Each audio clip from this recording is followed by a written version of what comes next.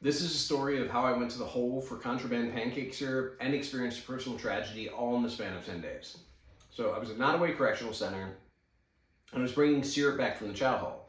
And the rule is if you have something in the chow hall, it's okay. Like if I have an apple, or I have syrup for my pancakes, or I have butter, or I have the beans on my tray, as soon as I walk outside of the chow hall, that becomes contraband. I can get a charge, and if convicted, I can have to spend more time in prison because I crossed that threshold. But at the same time, we did it all the time. You would bring beans back, for example, because they weren't allowed to put seasoning on them because they said it was a health issue. So I would bring the beans back, put them in the microwave, or not a way we didn't have a microwave, I would just heat them up using a stinger. I would put seasoning in them, and all of a sudden they taste good rather than just beans, or just beans with like dirt or rocks or whatever we'd get sometimes. And so it was one of the ways we would kind of like support ourselves, or we would do hustles. So I was coming out of the chow hall, and it wasn't standard for them to shake every person down, but they would sometimes pull you out of line and shake you down. And I had a bag of syrup in front of my pants where we just like slide it down to the front of our pants, or use boxer briefs, or use briefs to hold them. They patted me down, found it, and took me to the watch commander's office. The watch commander says, oh, you had syrup? Oh, yeah, send it to the hall. That's it. So their concern is wine.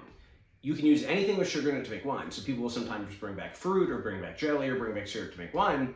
Most of the time, I'm bringing syrup back to make pies or cakes or anything sweet because it was a good hustle. It was an honest hustle. It was something that basically allowed me to do something meaningful for other people, to occupy my time and not feel like I was in the way.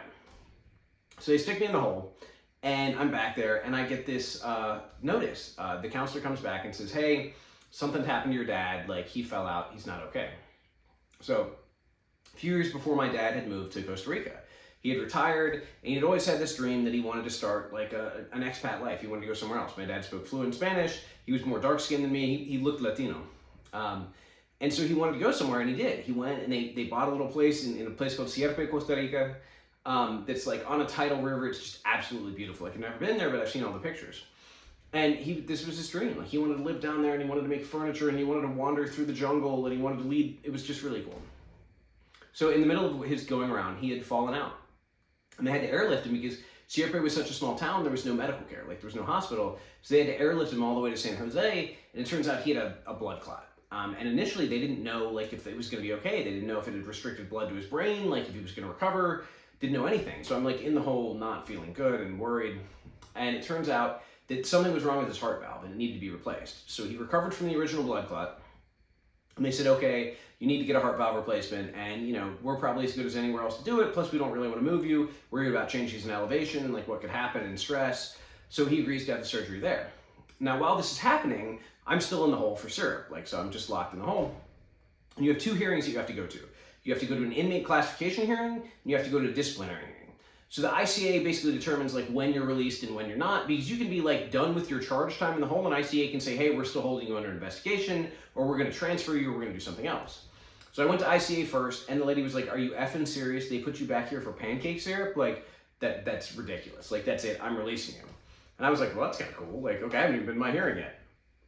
The problem is, when you're in the hole and they release you, you don't just immediately go out. It depends if there are any beds available, or if there are any beds where you're compatible with that cell. Like, it's a whole process. You'll sometimes spend 2 or 3 weeks back in the hole after you've been released. Like, guys will go back there under investigation and be released and be back for 3 more weeks. Guys will go back there for a charge, be found not guilty, and still be held back there for 3 more weeks. It just sucks. So I'm sitting there thinking, okay, whatever. And all the while I'm waiting and wondering, and I'm stressed. Like, I'm not sleeping. I'm worried about my dad. I don't know if he's going to be okay. And for some reason, I just believed that he wasn't going to be okay. I was just convinced he was not going to be okay. Like, there was a problem.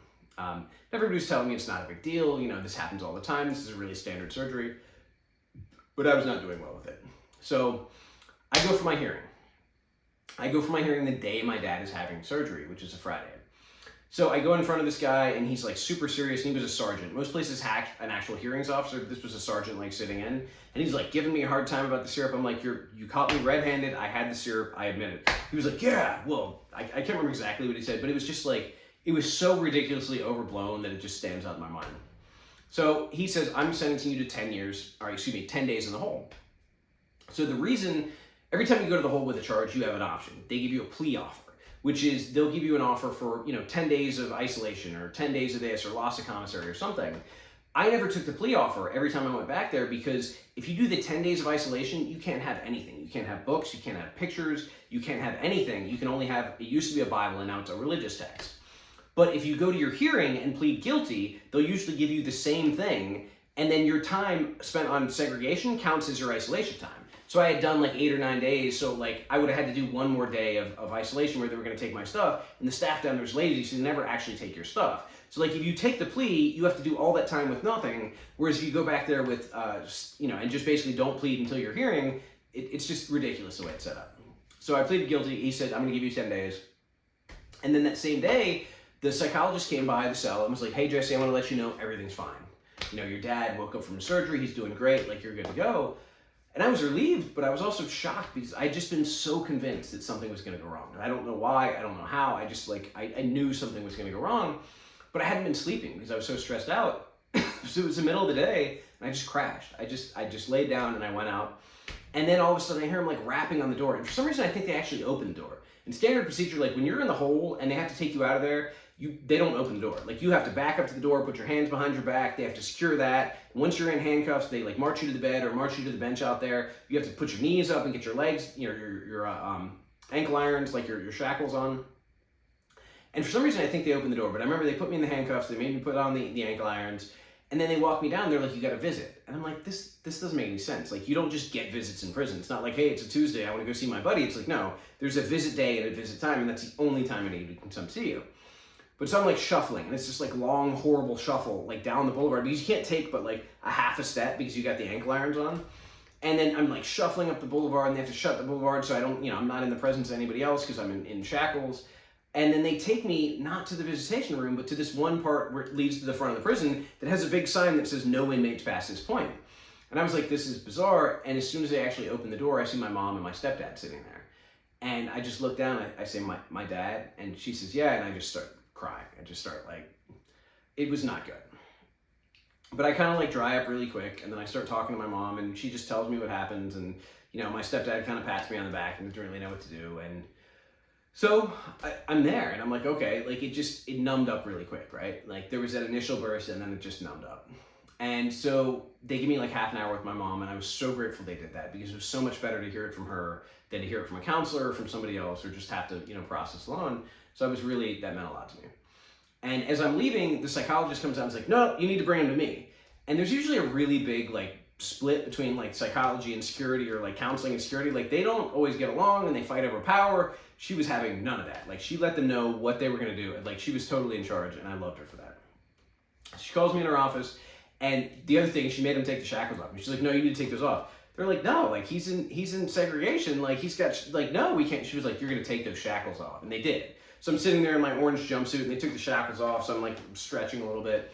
And she goes, what do you want? Mr. Crossan, do you want to go back to population? Do you want to stay in the hole? What do you need to grieve? And that was so meaningful to actually care enough to ask me what was going to be best for me and what I needed. And I said, yeah, I want to get out. I don't want to be in the hole. I don't want to be alone with this. She goes, all right, where do you want to go? And this is back when you could smoke in prison and I didn't smoke. And so I wanted to go to the non-smoking pod because I hated being put in a cell with somebody who smokes and you're just in there all day, or even you get around the wrong people. It's not fun. So I wanted to go to the non-smoking pod because it was most people that were more about their health and more about education. It was just a more positive environment. So she said, yep, you'll be going there in 15 minutes. If there's anything you need, you let me know. Have them call me. I got you. And that was amazing that she did that. That she got on the phone with records. She got on the phone with the watch commander. She did whatever she had to do it. And it helped that I'd already been released by ICA. But she still went above and beyond, and that still sticks with me to this day. So I go back to the hole, and they put all the shackles on, the ankle stuff on, and I get back there, and while I'm waiting for them to release me, I'm going through pictures of my dad, and I just can't feel anything. I'm looking at him, and I'm waiting, and I was still numb. I was still just dammed up inside. So they come knock on the door, and again, the fact that this woman got me out when people normally have to wait days or weeks to get out is amazing. She probably fudged the compatibility. I don't know how she did it, but again, it was really amazing. So I pack my stuff up and I leave out and I go into this pod, and I didn't know my cell partner. I knew a couple people in the pod, but I think I told my cell partner, yeah, my dad just died. I'm just, if I seem a little off, it's not that, it's just, I'm having a rough time. And everybody in the pod showed up, people that I didn't know, brought me coffee, brought me other things. Because while I was waiting, I was supposed to go to property and pick my stuff up. Because when you go to the hole, everything you're not allowed to have in the hole, whatever extra books, your TV or your food, all get stuck in property. So I walk down to property, and they're like, yo, sorry, property's closed. You gotta wait till Monday. I was like, okay. But while I'm coming back from that, the sergeant who had been the hearings officer like loses his mind. Like, what are you doing out here? I just sentenced you to 10 days. And just starts losing it. I mean, like blowing up and talking about how he's going to take me back to the hole and who do I think I am? Just like completely out of his mind. Finally, somebody, I think one of the officers, told him like, yo, dude just lost his dad. And he wasn't like, oh man, my bad. He was like, oh, well, that shouldn't matter. And he was in it. So I don't have any of my stuff. Like I've got nothing but the stuff I had in the hole. I don't have any of my food. I only have a couple things of hygiene. I don't have my TV. So all these guys in the pod start showing up and like bringing me coffee and like bringing me food. And one dude actually lets me borrow a TV. Had an extra TV he used to run out. So people that I didn't even know were like showing up because I heard that I lost my dad. And there's this understanding that we're all afraid of that, of losing mom, of losing dad, of losing our kids, of losing like, that's a thing in prison. And you'll see some of the best moments of humanity when people see something that scares the crap out of them. Like that would be my worst fear and he's experiencing that. Like how can I show up for him? And it was really awesome. It was really, really meaningful. But still, I couldn't grieve. Like I still was just kind of like struggling, you know? And I guess like one guy made a joke, and I actually appreciated this because there's this kind of like morbid humor in prison. I think a lot of people think is insensitive. But he was like, yo, bro, like your dad died, at least you got out of the hole early. And there was something about that was so, he didn't mean it in a mean way. It was so, it's just that morbid humor. It's how we cope. And it just made me feel comfortable with him that he wasn't gonna like be all weird around me or be, you know, super sensitive. But I still didn't really know how to grieve. So about a year later, I get shipped to Buckingham. And this is moving down to a lower level, moving to a better prison, like better all the way around. And when I get there, they start going through all my stuff. And every time you get transferred from one prison to the other, you lose half your stuff because like they apply the rules differently, or like you just managed to collect stuff you're not supposed to have in the first place. Like you're just gonna lose half your stuff. So I get there and they start going through my stuff and they start making 2 piles of photographs. And I'm like, yo, what's going on? They're like, oh yeah, you can't have these. These are semi-nude. These are, you know, violation. I'm like, what are you talking about? Like, that's my dad, dude. That's like, what do you mean semi-nude? And they're like, yeah, he's got his shirt off or he's got his shirt open. And I was like, are you effing serious? Like, you think that pictures of my dad with his shirt open or semi-nude? Like, you're joking, right? And they're like, no, that's policy.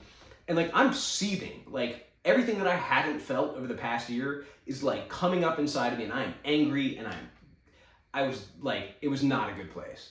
And this one property officer, like the one who wasn't doing the pictures, but he saw it and he was like, yo, bro, like calm down, like calm down. He starts like reaching over and grabbing some of the pictures and like sliding them back in the pile that I could have. Like he tried to show up in whatever way he could because I guess he couldn't overrule them.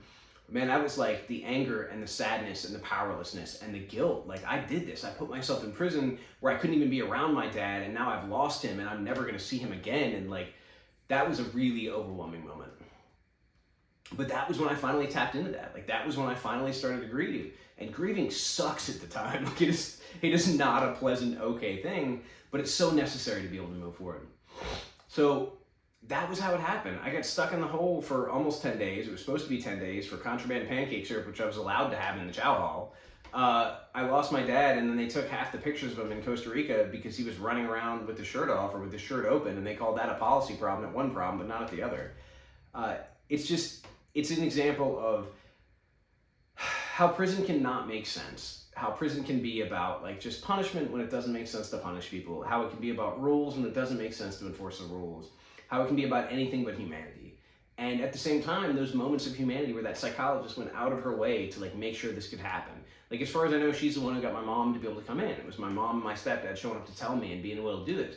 Like my mom and dad's relationship did not end well. So for her to do this like shows a really good positive part of her. And the guys in that cell, or the guys in that pod who showed up and like made sure I was okay because they knew that experience.